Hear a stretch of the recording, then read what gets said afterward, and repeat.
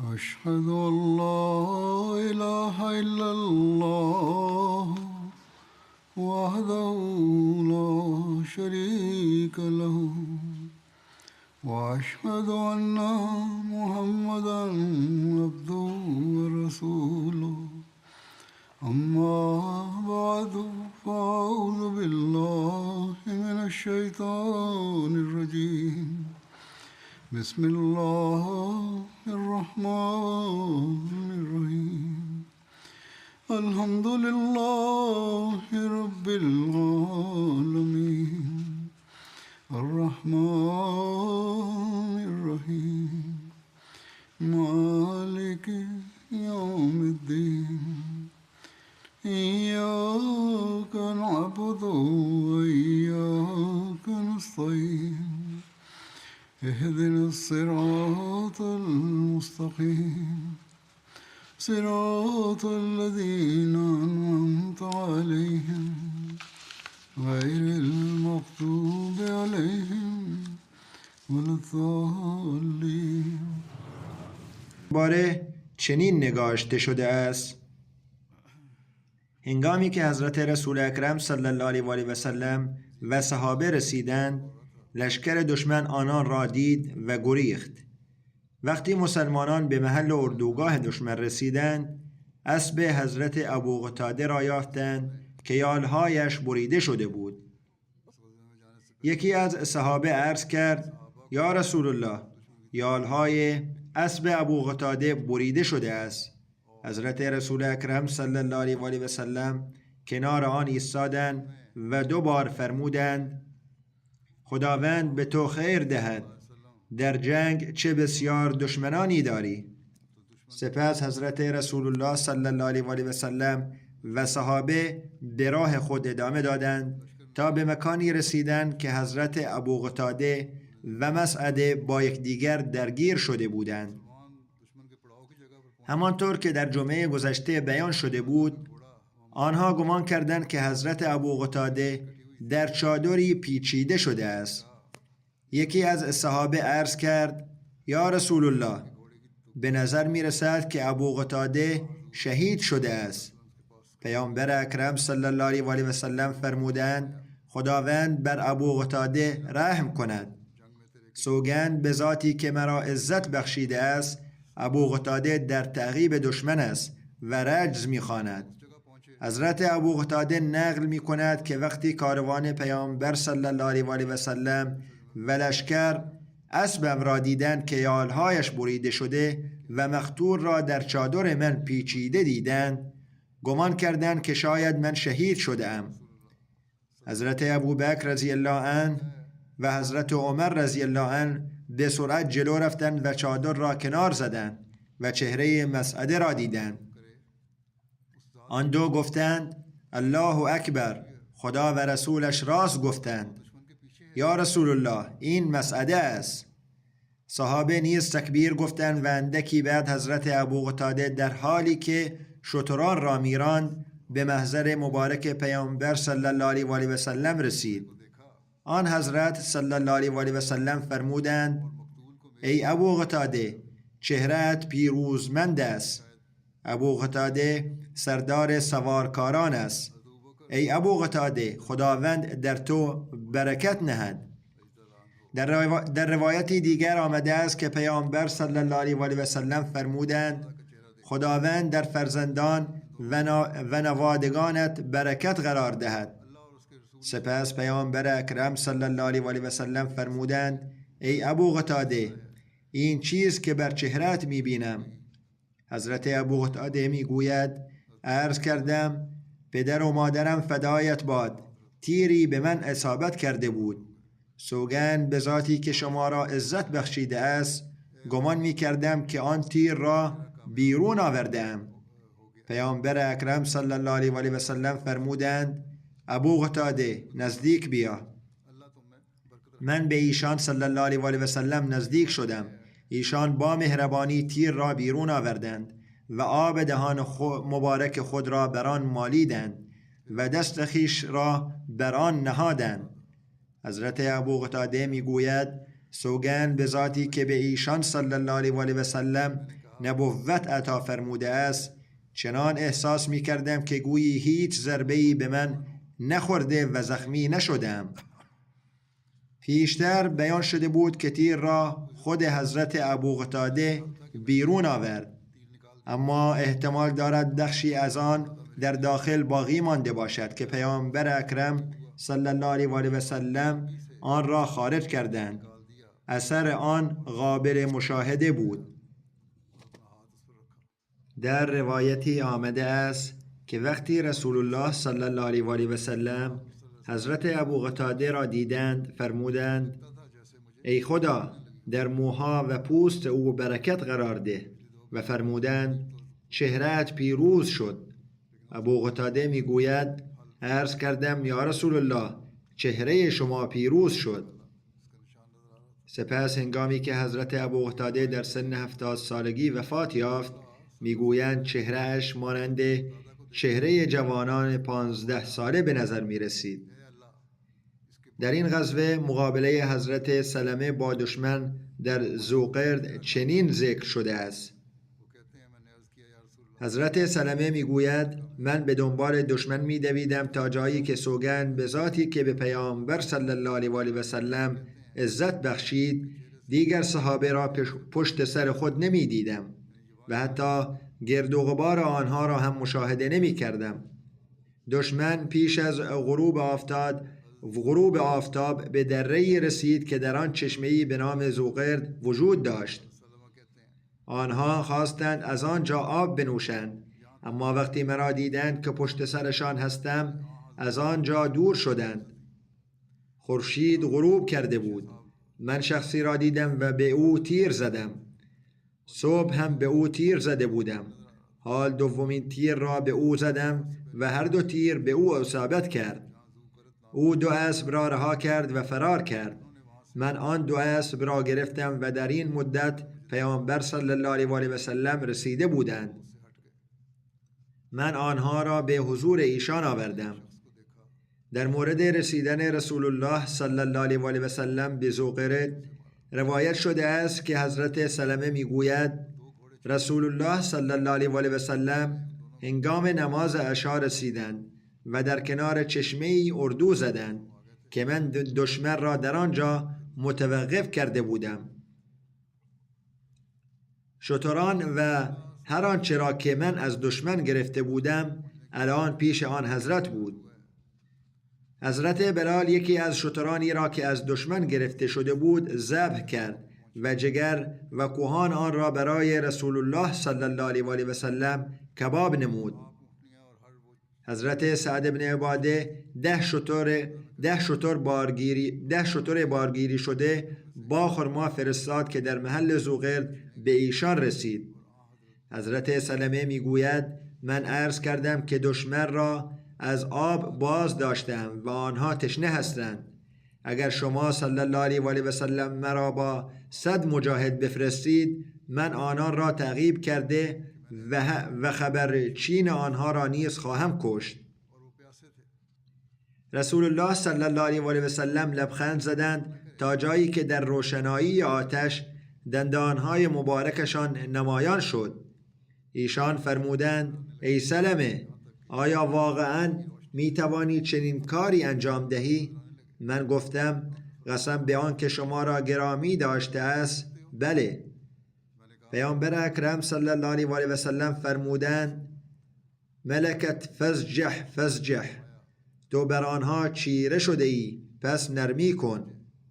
این یکی از ضرب المثل های عربی است که معنایش این است بهترین بخشش آن است که نرمی پیشه کنی و از سختگیری بپرهیزی.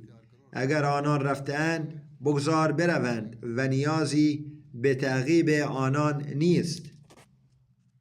در روایات وقایع این جنگ حضرت سلمه نقل می کند که صبحگاهان پیامبر اکرم صلی الله علیه و آله و سلم فرمودند امروز بهترین سوارکار ما ابو قتاده و بهترین پیاده نظام ما سلم ابن اکوع است.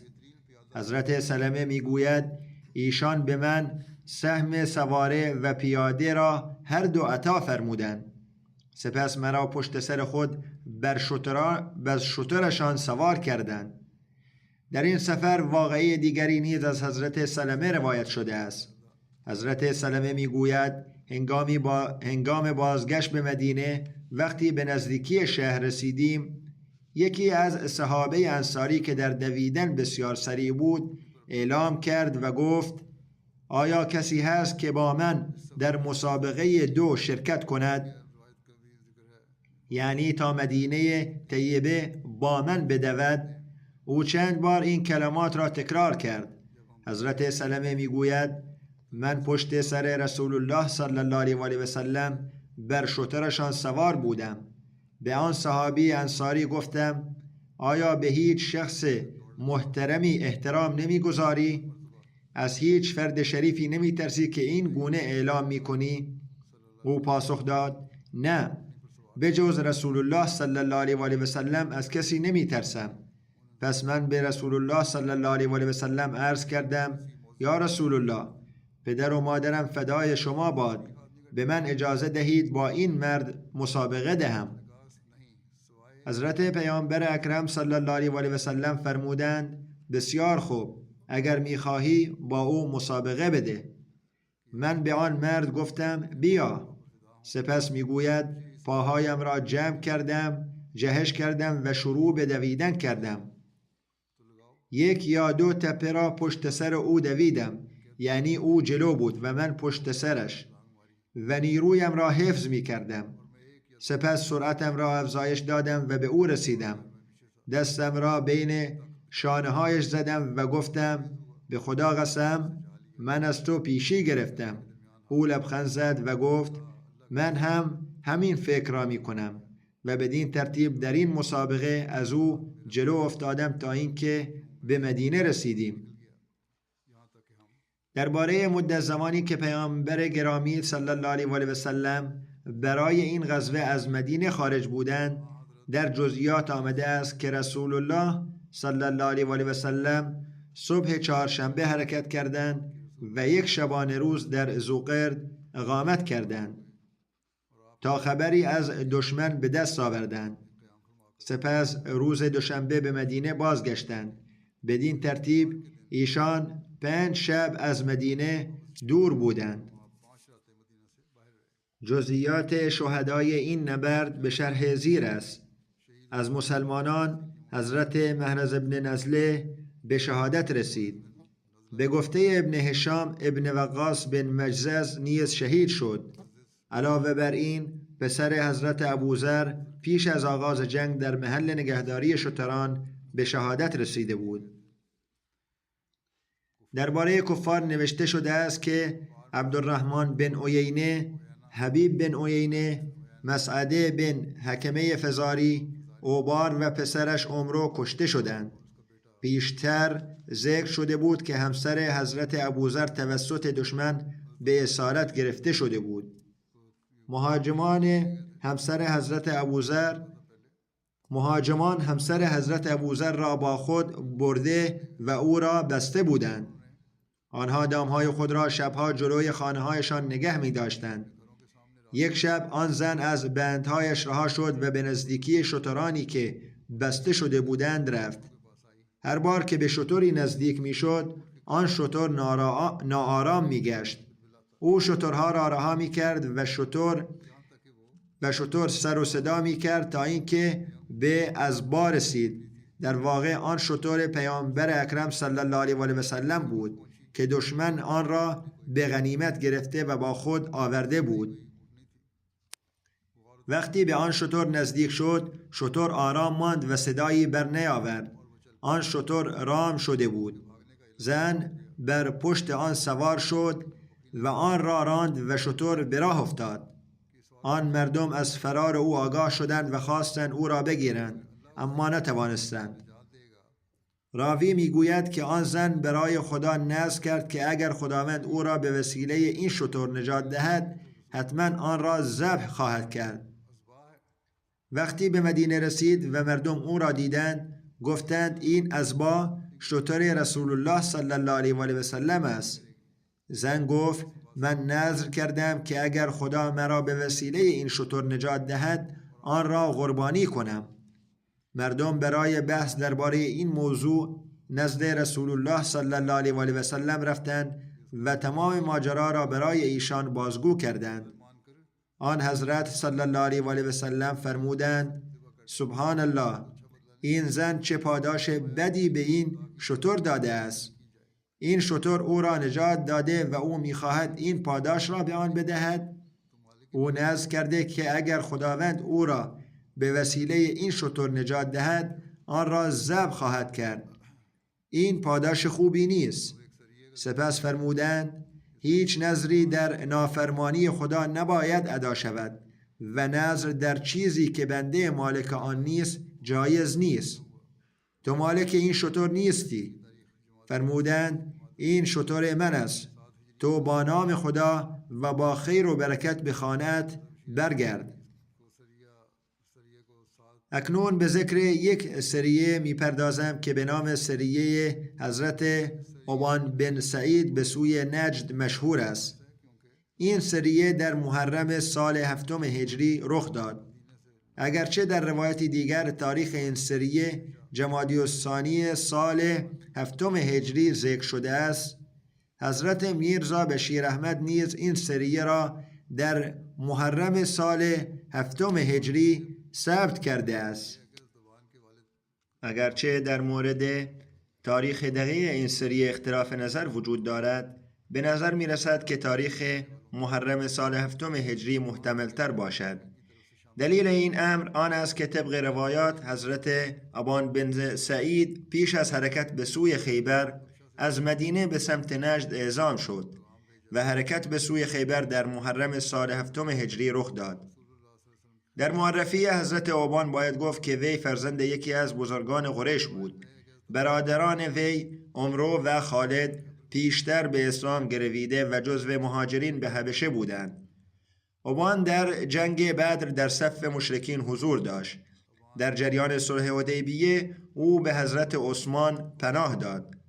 هنگامی که عمرو و خالد از حبشه بازگشتند، به عبان پیام فرستادند و سرانجام هر سه برادر در ایام خیبر به خدمت رسول الله صلی الله علیه و آله و سلم رسیدند و عبان نیز اسلام آورد.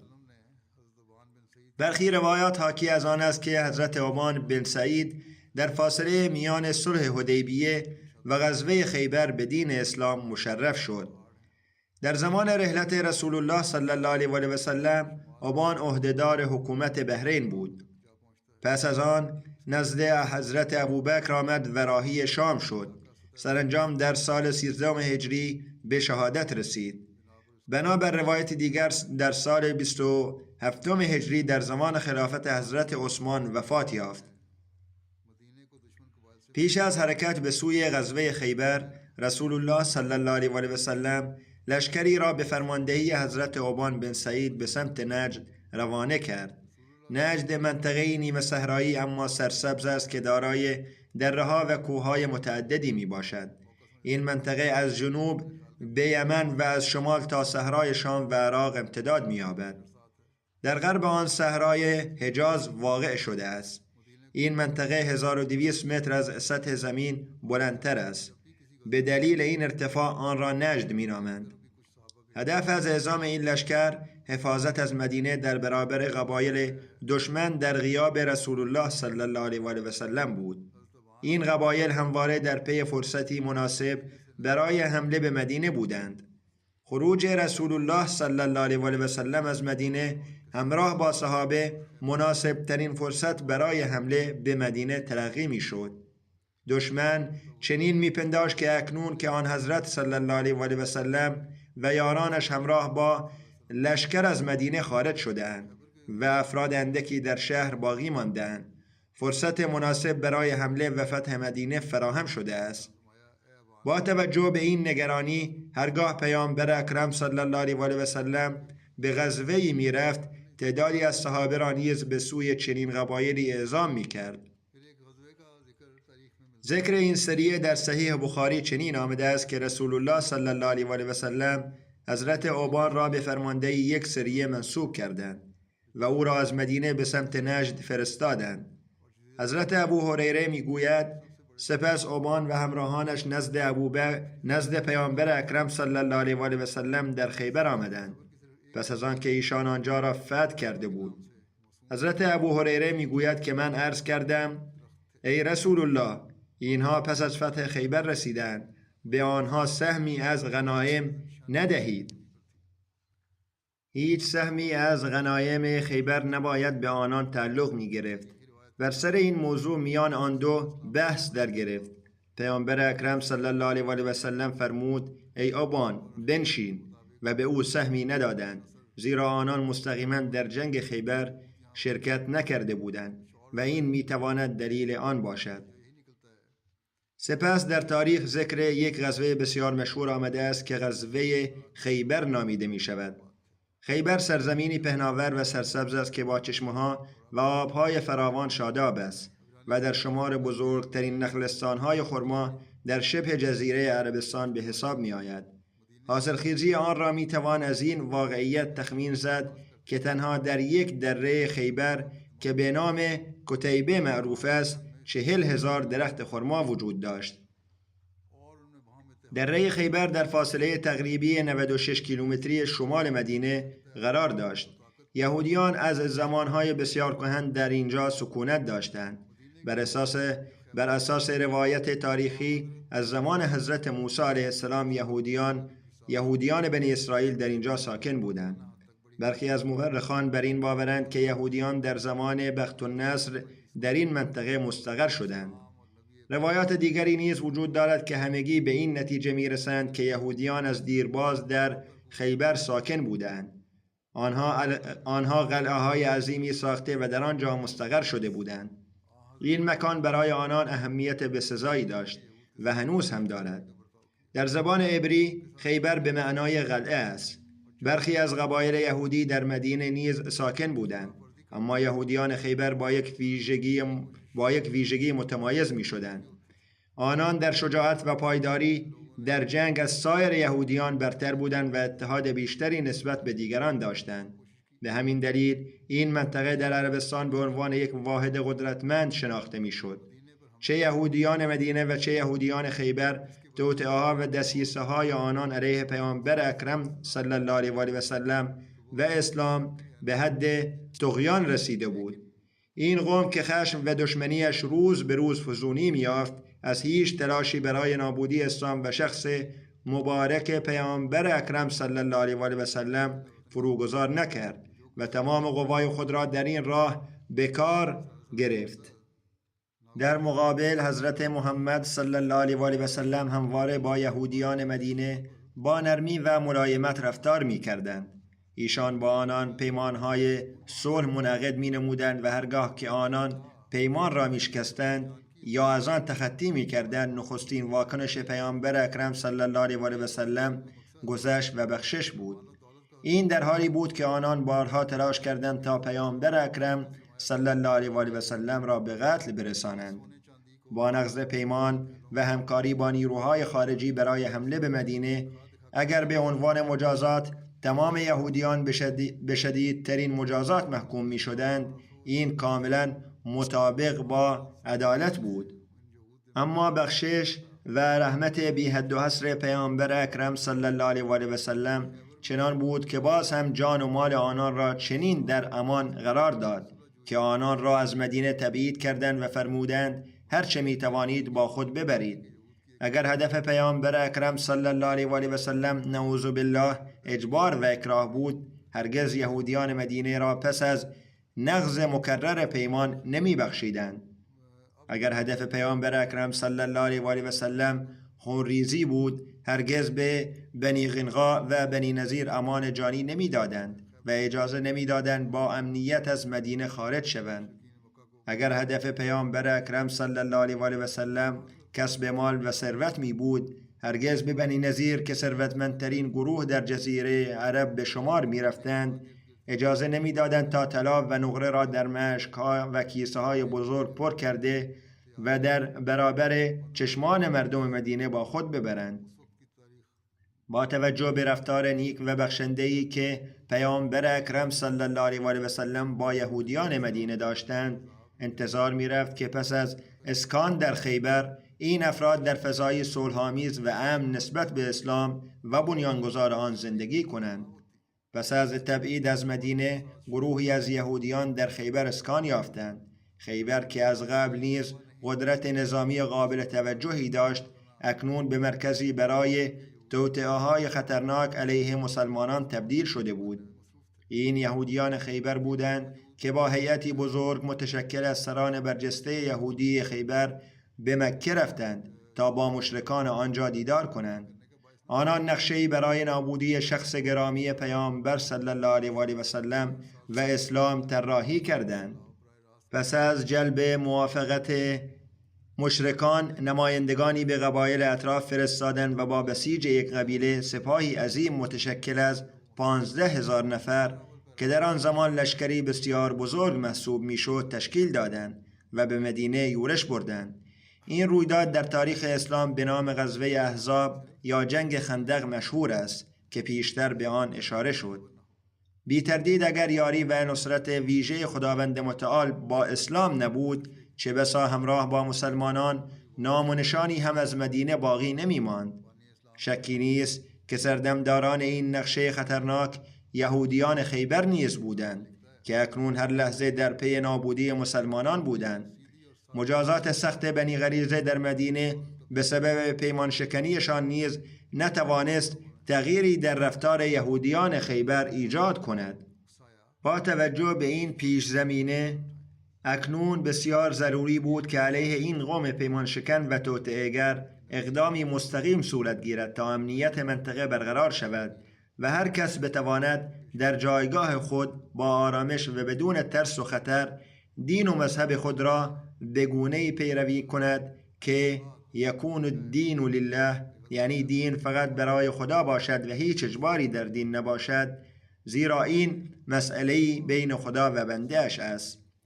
یک مستشرق یهودی به نام مونتگمیری وات که از بدگویی علیه اسلام و بنیانگذار آن دریغ نمی کند، در کتاب خود می نویسد که ترجمهش چنین است: دلیل مستقیم و ساده حمله به خیبر این بود که آنان، یعنی مردم خیبر، با استفاده بیدریغ از ثروت خود همسایگان عرب خود را تحریک کردند تا علیه مسلمانان سلاح بردارند. با توجه به این پیش زمینه خاص بود که پیامبر اکرم صلی الله علیه و آله و سلم تحت هدایت الهی تصمیم گرفتند به سوی خیبر پیشروی کنند. علامه ابن سعد نوشته است که غزوه خیبر در جمادی الاول سال 7 هجری رخ داد، در حالی که به نظر ابن عقبه و علامه ابن اسحاق رسول الله صلی الله علیه و آله و سلم از حدیبیه به مدینه در ماه ذی‌الحجه بازگشتند و حدود 20 شب در مدینه ماندند. سپس در ماه محرم به سوی خیبر رفتند. حضرت میرزا بشیر احمد نیز در کتاب سیرت خاتم النبیین در یادداشت‌های خود این غزوه خیبر را مربوط به ماه‌های محرم و صفر سال 7 هجری دانسته است. حضرت مصلح موعود رضی الله عنه بیان می‌کنند که رسول الله صلی الله علیه و آله و سلم تقریباً 5 ماه پس از بازگشت از حدیبیه تصمیم گرفتند یهودیان خیبر را که فقط چند منزل از مدینه فاصله داشتند و از آنجا به راحتی می‌توانستند علیه مدینه توطئه کنند اخراج نمایند. بنابراین پیامبر اکرم صلی الله علیه و آله و سلم با همراهی 1600 یار خود در اوت سال 628 میلادی به سوی خیبر حرکت کردند. برخی از مورخان تاریخ این غزوه را 5 ماه پس از صلح حدیبیه ذکر کردند و حضرت مصلح موعود نیز در مقدمه تفسیر القرآن همین را بیان فرمودند. با این حال اکثر مورخان و محدثان این واقعه را اندکی پس از صلح حدیبیه در ماه محرم ذکر کردند و حضرت میرزا بشیر احمد نیز همین را نگاشتند. والله اعلم. در حقیقت صلح حدیبیه پیروزی عظیمی بود که قرآن کریم از آن به عنوان فتح مبین یاد کرده است، چنان که می‌فرماید انا فتحنا لك فتحا مبینا، یعنی ما برای تو فتحی آشکار مقرر داشتیم. این فتح مبین دروازه‌ای بود که از طریق آن فتوحات بزرگی چون خیبر و مکه نصیب مسلمانان گردید. در واقع خداوند متعال این وعده را هنگامی داد که در مسیر بازگشت از صلح حدیبیه میان مکه و مدینه سوره فتح نازل شد. در این سوره خداوند متعال بشارت فتح خیبر را چنین عطا فرمود: لقد رضي الله عن المؤمنين إذ يبايعونك تحت الشجرة فعلم ما في قلوبهم فأنزل السكينة عليهم وأثابهم فتحا قريبا ومغانم كثيرة يأخذونها وكان الله عزيزا حكيما وعدكم الله مغانم كثيرة تأخذونها فعجل لكم هذه.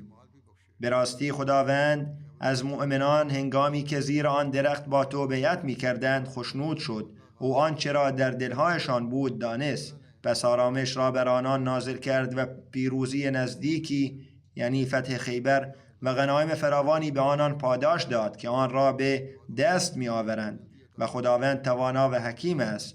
خداوند غنیمت‌های فراوانی را که به دست خواهید آورد به شما وعده داده است و این غنیمت کنونی را برای شما پیش انداخت.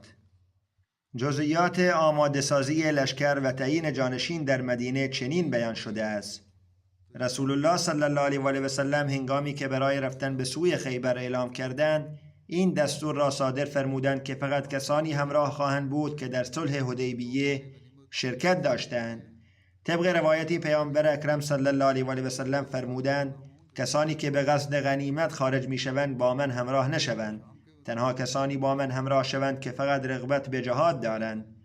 بنا به گفته ابن هشام، رسول الله صلی الله علیه و آله و سلم حضرت نمیله بن عبدالله لیثی را به عنوان جانشین خود در مدینه تعیین فرمودند، در حالی که طبق روایات امام بخاری ایشان حضرت سباع بن عرفته را به این سمت منصوب کردند. علامه ابن اسحاق و ابن سعد بیان کردند که برای نخستین بار در غزوه خیبر ذکر پرچم آمده است و پیش از آن تنها پرچم‌های کوچک وجود داشت.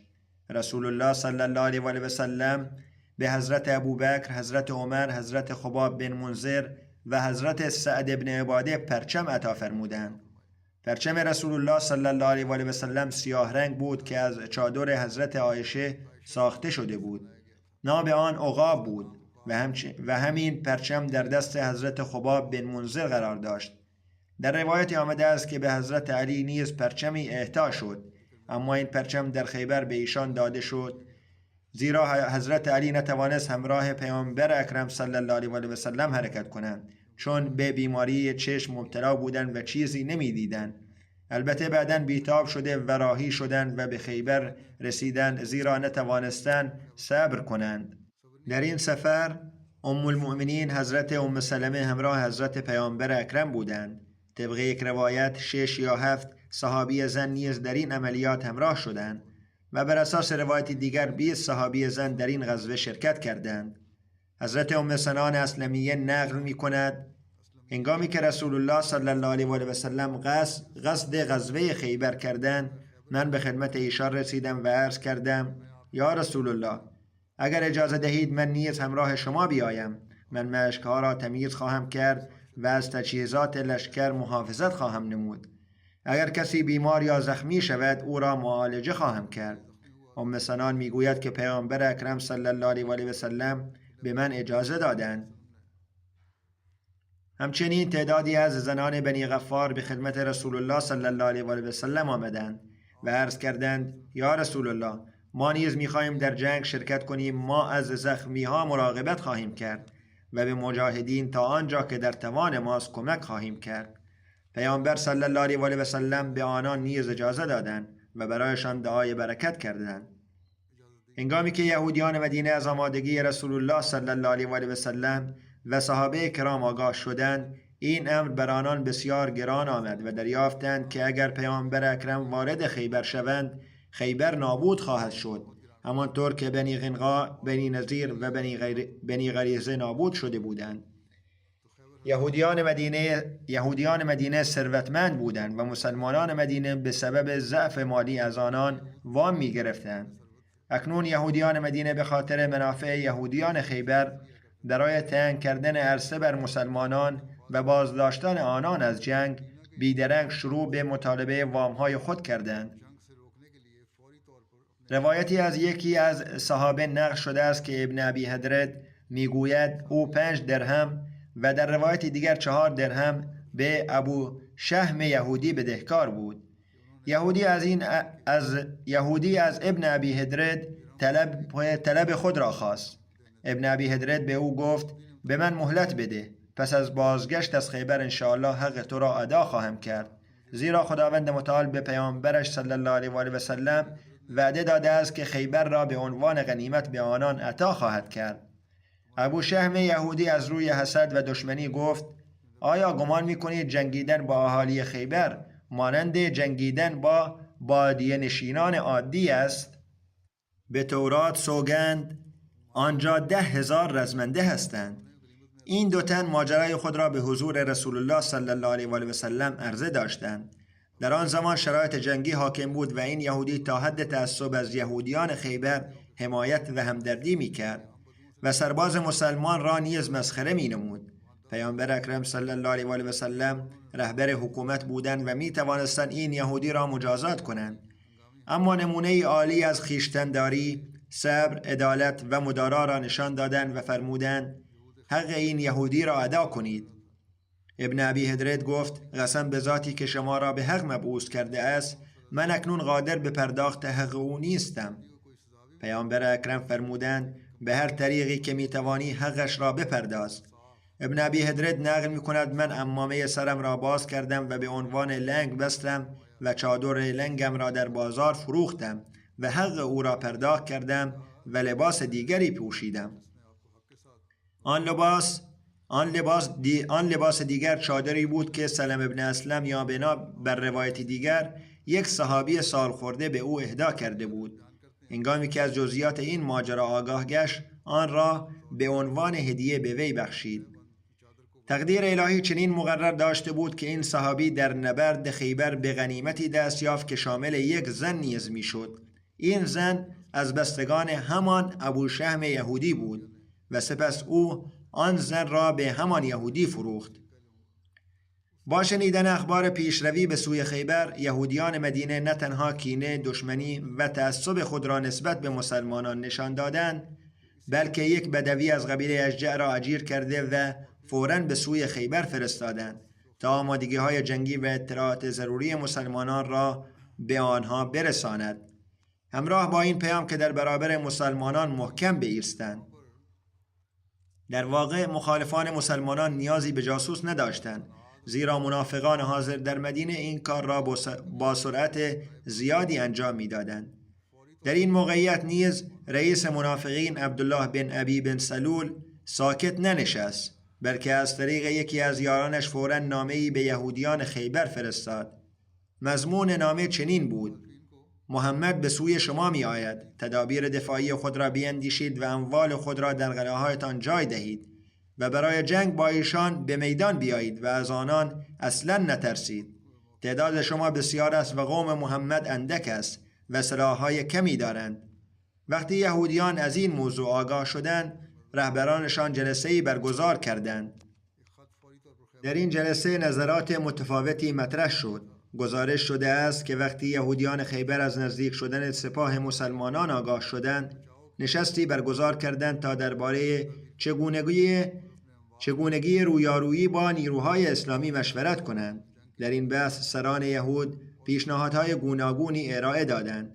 گروهی بر این باور بودند که یهودیان باید در دشها پناه گیرند و از پشت دیوارها به نبرد بپردازند تا مسلمانان سرانجام از پا درآیند و محاصره را رها کنند، در حالی که ابو زینب برادر ملهب جنگاور نامدار خیبر پیشنهاد کرد که به جای محصور شدن در دشها در میدان کارزار با مسلمانان مواجه شوند، زیرا پیشتر نتیجه محاصره یهودیان مدینه را دیده بودند که به پیروزی مسلمانان انجامیده بود.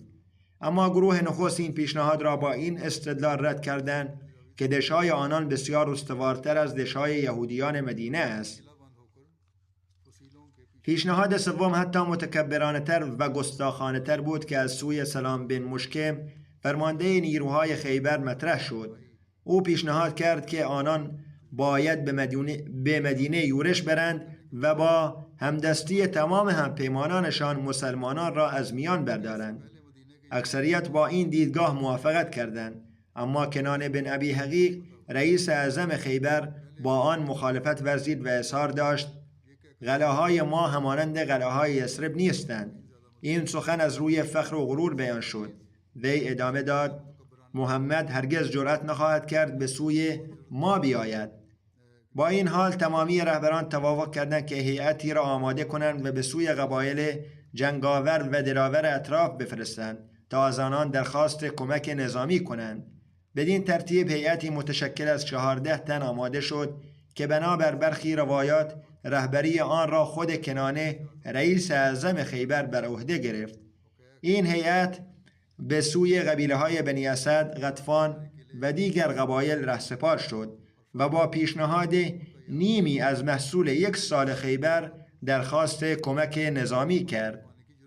قبیله بنی مره با دوراندیشی از یاری رساندن به این شیوه سرباز زد، اما قبایل جنگاور همچون بنی اسد و بنی غطفان بیدرنگ سپاهی 1000 نفره گسیل داشتند و وعده دادند که لشکری 4000 نفری را نیز آماده خواهند کرد و تدارک آن را آغاز نمودند.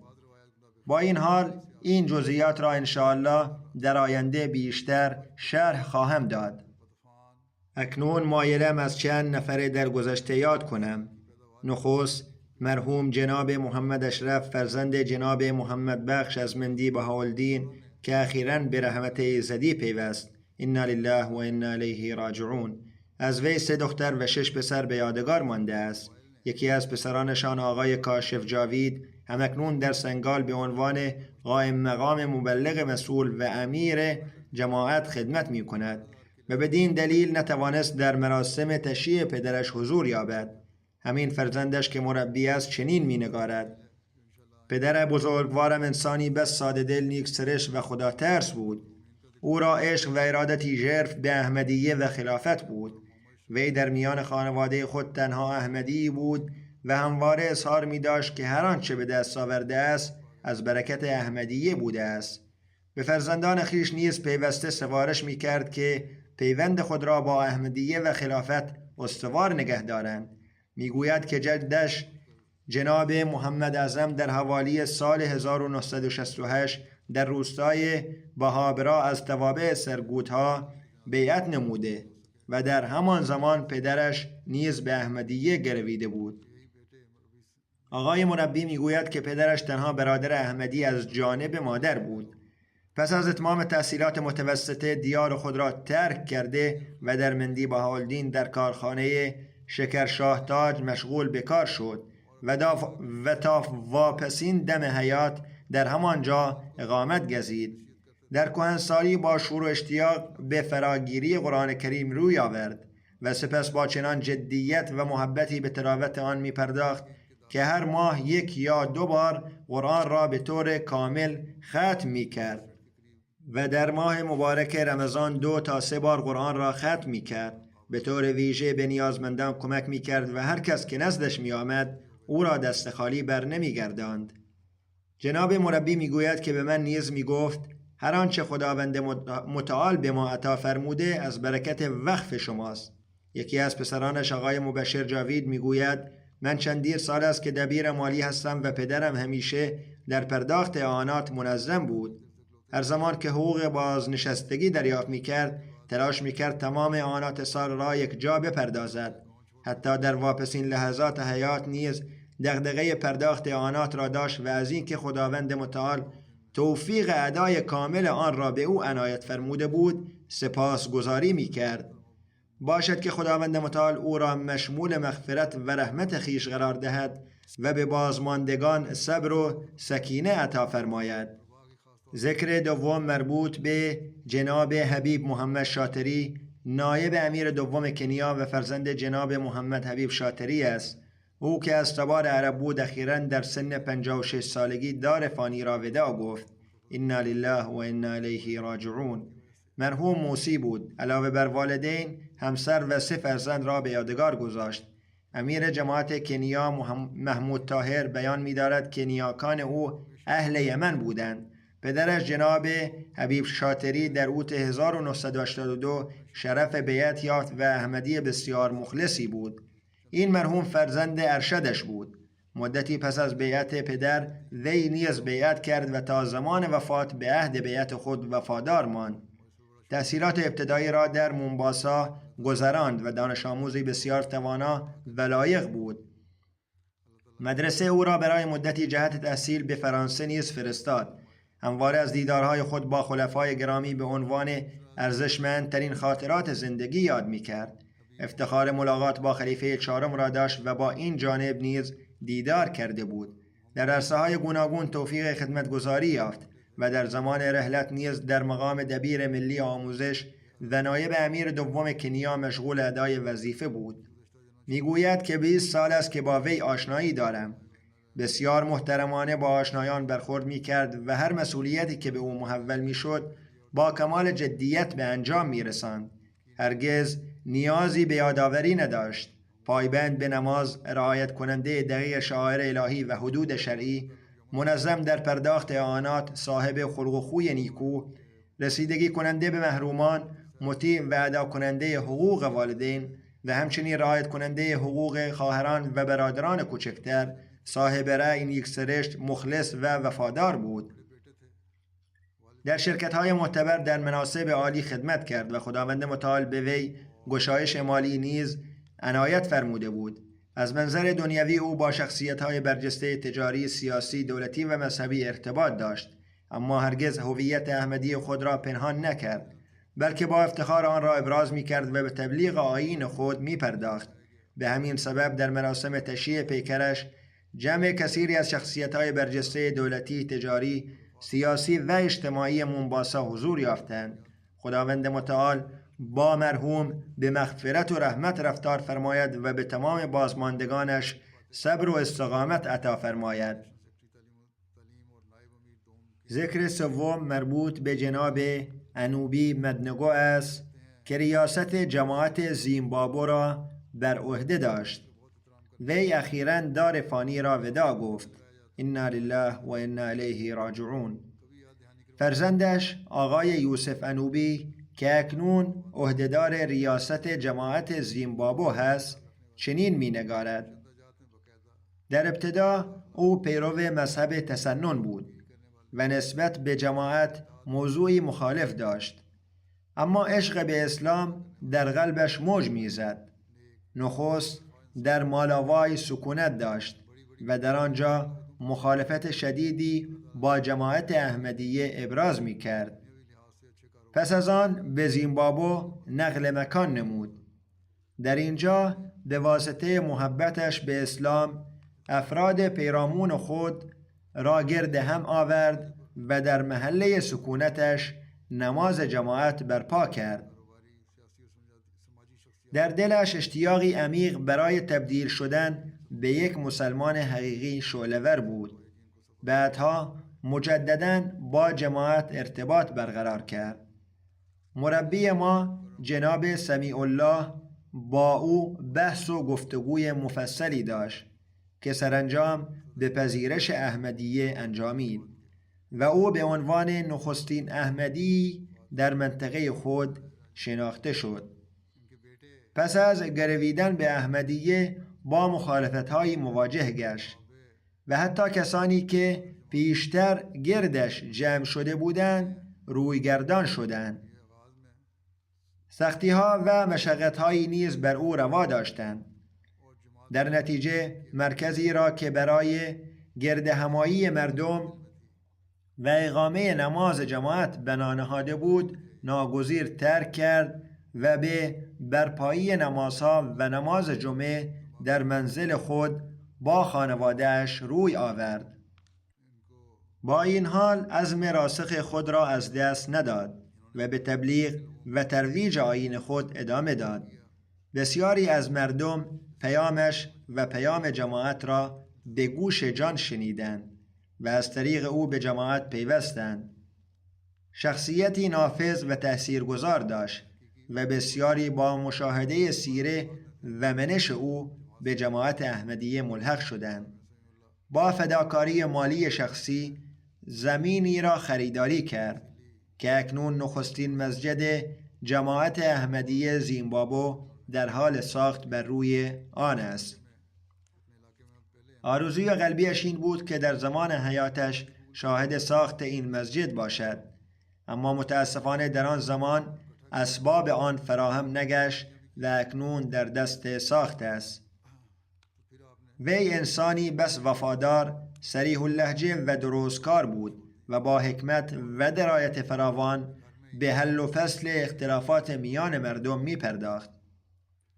حتی پیش از انتخاب به عنوان صدر جماعت اکثریت مردم به او اعتماد و اطمینان کامل داشتند.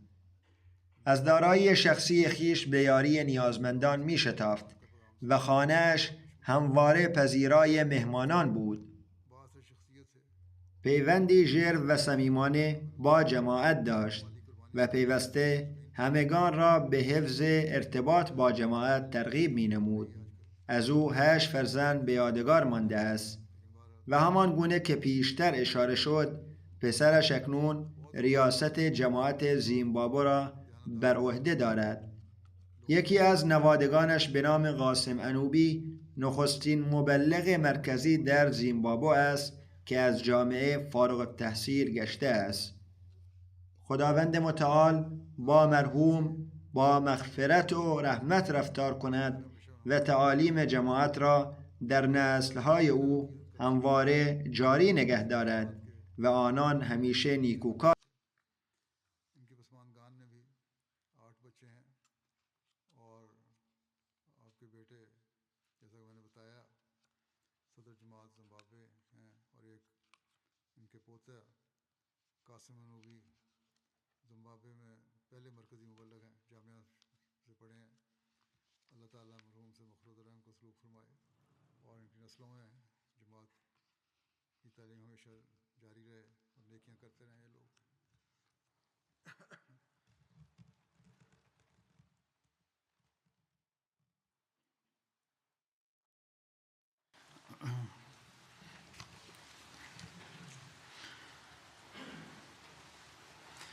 الحمد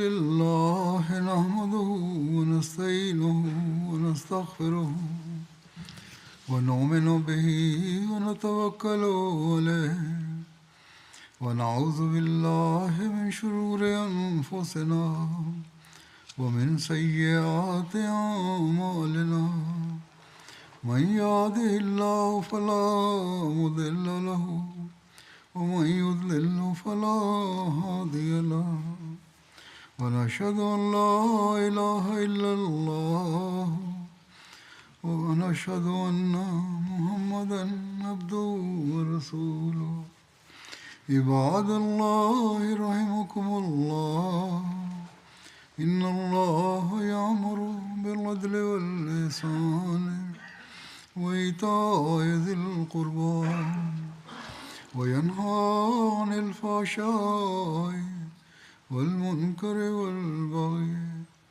يعظكم لعلكم تذكرون اذكروا الله يذكركم وادعوه يستجب لكم ولذكر الله أكبر.